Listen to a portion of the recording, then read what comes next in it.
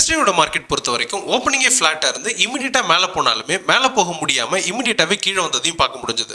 வந்த ப்ரைஸ் வந்து பார்த்தீங்கன்னா ஒரு கிளியரான ஒரு சைட்வேஸை கொடுக்க ஆரம்பிச்சிட்டாங்க. பிகாஸ் கீழே இறங்க முடியலன்னு சொல்லலாம். அங்கிருந்து ஒரு சின்னதாக ஒரு ரெக்கவரியை கொடுத்து ஃப்ளாட்டாகவே முடிச்சிருக்காங்கன்னு சொல்லலாம். நிஃப்டி அண்ட் சென்செக்ஸ் ரெண்டுமே 0.16% கிட்ட நெகட்டிவ்ல முடிச்சிருக்கிறத பார்க்குறோம். இதே மாதிரி உங்களுக்கு மிட் கேப் நிஃப்டியை பொறுத்த வரைக்கும் பார்த்தீங்கன்னா 0.7%, ஸ்மால் கேப் பொறுத்த வரைக்கும் 0.76% நெகட்டிவ்ல முடிச்சிருக்காங்க. பேங்க் நிஃப்டியை பொறுத்தவரை அதுவுமே ஃப்ளாட் தான். நியர் வந்து பார்த்தீங்கன்னா 0.18% கிட்ட நெகட்டிவ்ல முடிச்சிருக்கிறதையும் பார்க்குறோம்.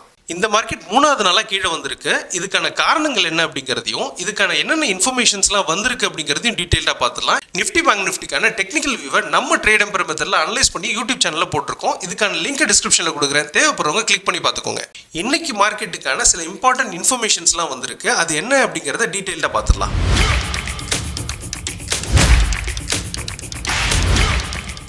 மியூச்சுவல் ஃபண்ட்ஸில் எக்ஸ்பென்சஸ் ரேஷியோவை ரெடியூஸ் பண்ணியிருக்காங்க. இதுக்கான அப்ரூவலை செபி கொடுத்துருக்காங்க. இது என்ன ஆகும் அப்படின்னு பார்த்தீங்கன்னா ஆல்ரெடி ஏயும் வச்சிருக்கக்கூடிய சில இன்வெஸ்டர் இருக்காங்க இல்லையா, அவங்களுக்கு வந்து பார்த்தீங்கன்னா அவங்களோட ரிட்டர்ன்ஸ் அப்படிங்கிறது அதிகமாகிறதுக்கான வாய்ப்பு இருக்குது. அவங்களோட எக்ஸ்பென்சஸ் ரெடியூஸ் ஆகிறதுக்கான வாய்ப்பு இருக்குது. அதே மாதிரி எக்ஸ்பென்சஸ் ரேஷியோஸ் ரெடியூஸ் ஆகிறதுனால உங்களுக்கு வந்து நியூ இன்வெஸ்ட்மெண்ட்ஸ் அப்படிங்கிறது உள்ள வரதுக்கான வாய்ப்பு அப்படிங்கிறது இருக்குது. ஆல்ரெடி இயர் ஆன் இயர் பேசிஸில் மியூச்சுவல் ஃபண்ட்ஸுக்கான இன்ட்ரெஸ்ட் அப்படிங்கிறது அதிகமாகிட்டே தான் வருது. அதே மாதிரியே இந்த ரீசன்னால அதிகமான இன்வெஸ்ட்மெண்ட்ஸ் அப்படிங்கிறது உள்ள வரதுக்கான வாய்ப்பு இருக்குன்னு சொல்லலாம். இதனால என்ன பெனிஃபிட் அப்படின்னு பார்த்தீங்கன்னா ஸ்டாக் மார்க்கெட்டில் தான் இந்த மியூச்சுவல் ஃபண்ட்ஸ் எல்லாமே இன்வெஸ்ட் ஆகுது. அதனால இன்னும் வந்து பார்த்தீங்கன்னா ஃபண்ட்ஸ் உள்ள வரதுக்கான வாய்ப்பு இருக்குன்னு சொல்லலாம். லாஸ்ட் 2 இயராகவே வந்து பார்த்தீங்கன்னா பெரிய லெவலில் மூவ்மெண்ட் இல்லாததுனால இந்தியன் மார்க்கெட்டோட வால்யூம் குறைஞ்சிருக்கு அப்படிங்கிற ஒரு இன்ஃபர்மேஷன் வந்திருக்கு.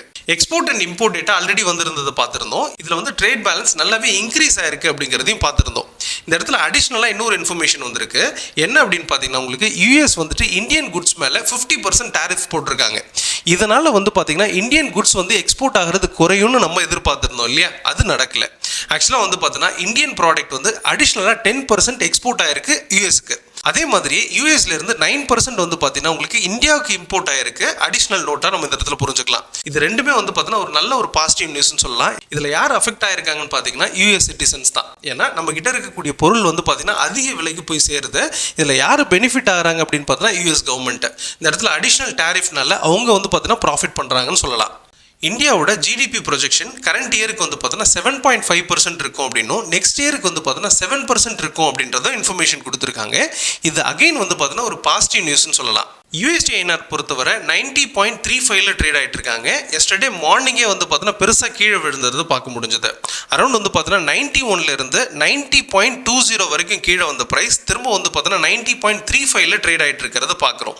இது அகைன் வந்து பார்த்தீங்கன்னா நல்ல ஒரு பாசிட்டிவ் நியூஸ். மார்க்கெட் ஃபர்தராக மேலே போகிறதுக்கு இது ஒரு நல்ல ஒரு சப்போர்ட்டிவாக இருக்குன்னு சொல்லலாம். எஃப்ஐடியை பொறுத்த வரைக்கும் எஃப்ஐ அதிகமாகவே வாங்கியிருக்காங்க. 1449 கோடிக்கு வாங்கியிருக்காங்க. டிஏ பொறுத்தவரை கம்மியாக இருக்காங்க. அரௌண்ட் வந்து பார்த்தீங்கன்னா 587 crore வாங்கியிருக்காங்க. ரெண்டு பேருமே வாங்கியிருக்கிறது பாசிட்டிவ் நியூஸ். அடிஷ்னலாக வந்து பார்த்தீங்கன்னா எஃப்ஐ இந்த இடத்துல பையராக மாறி இருக்காங்க. அது வந்து பார்த்தீங்கன்னா 1400 கோடிங்கிறது ரொம்பவே ஷாக்கிங் ரிப்போர்ட்டாக இருக்குது. இது அகைன் வந்து பார்த்தீங்கன்னா மார்க்கெட் ஃபர்தராக மேலே போகிறதுக்கான ஒரு சப்போர்ட்டிவ் நியூஸாக எடுத்துக்கலாம். இந்தியா விக்ஸ் பொறுத்த வரைக்கும் 9.84ல முடிச்சிருக்கு. அண்ட் ப்ரைஸ் வந்து பார்த்தீங்கன்னா 10க்கு கீழே வந்திருக்கு. அதாவது வந்து பார்த்தீங்கன்னா இதோட வாலட்டிலிட்டி அப்படிங்கிறது ரொம்பவே குறைஞ்சிக்கிட்டே வருது அப்படிங்கிறது ஒரு நல்ல ஒரு பாசிட்டிவ் அப்படின்றது சொல்லலாம். இது வந்து பார்த்தீங்கன்னா யாருக்கு பாசிட்டிவ் அப்படின்னு பார்த்தீங்கன்னா ஆப்ஷன் செல்லருக்கு. ஒரு ட்ரேடராக இருக்கிற போது நமக்கு வாலட்டிலிட்டி கம்மியாக இருக்குது அப்படின்றது நெகட்டிவ் தான். ஸோ ஆப்ஷன் செல்லர் இந்த இடத்துல நல்லாவே ப்ளே பண்ண முடியும் அப்படிங்கிறதையும் புரிஞ்சுக்கலாம். குரூடாயில் பொறுத்த வரைக்கும் $56 ட்ரேட் ஆகிட்டு இருக்காங்க. இந்த இடத்துல வந்து பார்த்தீங்கன்னா ஒரு சின்ன ரெக்கவரி கொடுத்து ட்ரேட் ஆகிட்டு இருக்கிறத பார்க்க முடியுது. நல்ல டிராஸ்டிக்காக கீழே வந்த ப்ரைஸில் ஒரு சின்ன ரெக்கவரி அப்படிங்கிறது கொடுத்துருக்காங்க. ரீசெண்டாக ரஷ்யாவிலேருந்து இந்தியாவுக்கு ஒரு ஷிப்பில் வந்து பார்த்தீங்கன்னா குரூடாயில் சப்ளை வந்துட்டு இருந்துச்சு. இதில் வந்து பார்த்தீங்கன்னா உங்களுக்கு உக்ரைன் வந்துட்டு அட்டாக் பண்ணி அதை அழிச்சிருக்காங்க. இதனால வந்து பார்த்தீங்கன்னா உங்களுக்கு குரூடாயில் எல்லாமே வேஸ்ட்டாக இருக்குது. இது ஒரு ரீசனாக இருக்கலாம் ப்ரைஸ் வந்து பார்த்தீங்கன்னா மேலே போகிறதுக்குன்னு சொல்லலாம். பட் இது ஒரு பாட்டம் அப்படிங்கிறதுனால இது மட்டுமே ரீசன் இல்லை. ப்ரைஸில் ஒரு ப்ராஃபிட் புக்கிங் நடந்திருக்கு சொல்லலாம். பட் குரூடாயில் பார்க்கும்போது ஃபர்தராக இது டவுன் ஆகக்கூடிய ஸ்டேஜில் தான் இருக்குது அப்படிங்கிறதும் ஃபர்தராக வந்து பார்த்தீங்கன்னா இது 55யும் பிரேக் பண்ணும் அப்படிங்கிறது எக்ஸ்பெக்டேஷனாக இருக்குது. சில்வரை பொறுத்த வரைக்கும் $65.35ல ட்ரேட் ஆகிட்டு இருக்காங்க.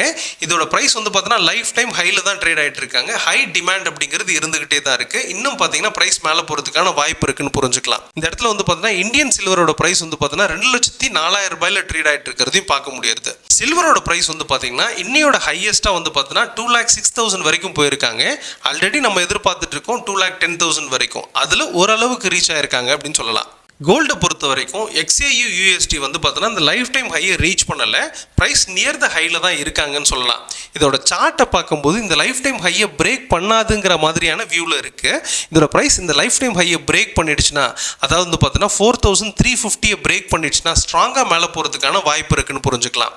சப்போஸ் அதை பிரேக் பண்ணாத பட்சத்தில் ப்ரைஸ் ஒரு கரெக்ஷன்ஸ்க்காக வர்றதுக்கான வாய்ப்பு இருக்குது. பட் கம்பேரிட்டிவ்லி சில்வரை பொறுத்த வரைக்கும் ரொம்பவே ஸ்ட்ராங்காக இருக்குன்னு புரிஞ்சுக்கலாம். கோல்டு கொஞ்சம் வீக்காக இருக்குன்னு புரிஞ்சுக்கலாம். பட் இந்தியன் கோல்டு வந்து பார்த்தீங்கன்னா உங்களுக்கு டாலரோட ப்ரைஸ்னால உங்களுக்கு லைஃப் டைம் ஹையை பிரேக் பண்ணிடுச்சுன்னு சொல்லலாம். வெனஸ்டேயோட மார்க்கெட் பொறுத்த வரைக்கும் ஆஃப்டர்நூனுக்கு அப்புறம் மார்க்கெட் ஒரு சைட்வேஸில் இருந்ததையும் ப்ரைஸ் மேலே போனதையும் பார்க்க முடிஞ்சது. இதுக்கான முக்கியமான காரணம் என்னென்னா, ஜெர்மனோட இன்ஃப்ளேஷன் டேட்டா வந்துருந்துச்சு. இது வந்து பார்த்தீங்கன்னா கொஞ்சம் லாஸ்ட் இயரை கம்பேர் பண்ணும்போது குறைஞ்சிருக்கு அப்படின்றது ஒரு அடிஷ்னல் இன்புட்டாக இருக்குது. இதனால் வந்து பார்த்தீங்கன்னா மார்க்கெட் கண்டினியூஸாக கீழே விழுந்துட்டு இருந்தது. இமீடியட்டாக யூரோப்பியன் மார்க்கெட் ஓப்பனிங்கே பாசிட்டிவ்ல இருந்தாங்க. இதனால தான் வந்து பார்த்தீங்கன்னா இந்தியன் மார்க்கெட் மேலே போகிறதுக்கு ஆரம்பிச்சாங்கன்னு சொல்லலாம். வேர்ல்டு மார்க்கெட்டோட வியூ பார்க்கும்போது மார்க்கெட் வந்து பார்த்தீங்கன்னா மேலேருந்து கீழே வந்து முடிச்சிருக்காங்க. அண்ட் கண்டினியூஸாக கீழே வரக்கூடிய மார்க்கெட் இங்கிருந்து ஒரு சின்ன ரெக்கவரி அப்படிங்கிறது கொடுக்கலாம். ஒரு கேப் டவுன்ல ஓப்பன் ஆயிட்டு ரெக்கவரி கொடுக்கறதுக்கான வாய்ப்பு இருக்கு. ஒரு கண்டினியூஸ் பாசிட்டிவ் மார்க்கெட்டா இருக்கிறதுக்கான வாய்ப்பும் இருக்குன்னு சொல்லலாம். அதை வச்சு பார்க்கும்போது இந்தியன் மார்க்கெட்ல ஒரு பையிங் ஆப்பர்ச்சுனிட்டி நடக்கும் அப்படின்றத புரிஞ்சுக்கலாம். ஓப்பனிங்கே கேப் டவுன்ல இருந்து அல்லது ஃபிளாட்டா ஓப்பன் ஆயிட்டு மேலே வரலாம் அப்படிங்கிறது எக்ஸ்பெக்டேஷனா இருக்கு. ஓப்பன் டெஸ்ட் டேட்டா பொறுத்த வரைக்கும் நிஃப்டியோட PCR ரேஷியோ 0.58 இருக்கு. மார்க்கெட்டில் வந்து பார்த்தீங்கன்னா உங்களுக்கு கால் ரைட்டர்ஸ் ரொம்பவே அதிகமாக இருக்காங்க. மார்க்கெட் பியரிஷை நோக்கி இருக்கு அப்படிங்கிறதையும் புரிஞ்சுக்கலாம். இப்போ இருக்கக்கூடிய ஸ்டேஜில் வந்து பார்த்தீங்கன்னா எஸ்டர்டே என்ன பண்ணியிருக்காங்கன்னா கால் ரைட்டர்ஸ் ரொம்பவே அதிகமாக இருந்திருக்காங்க, புட் ரைட்டர்ஸ் கொஞ்சமாக செல் பண்ணியிருக்காங்கன்னு சொல்லலாம். ஸோ ஓவராலாகவே மார்க்கெட் கீழே தான் இருக்குது அப்படிங்கிறத இந்த இடத்துல எடுத்துக்க முடியும்.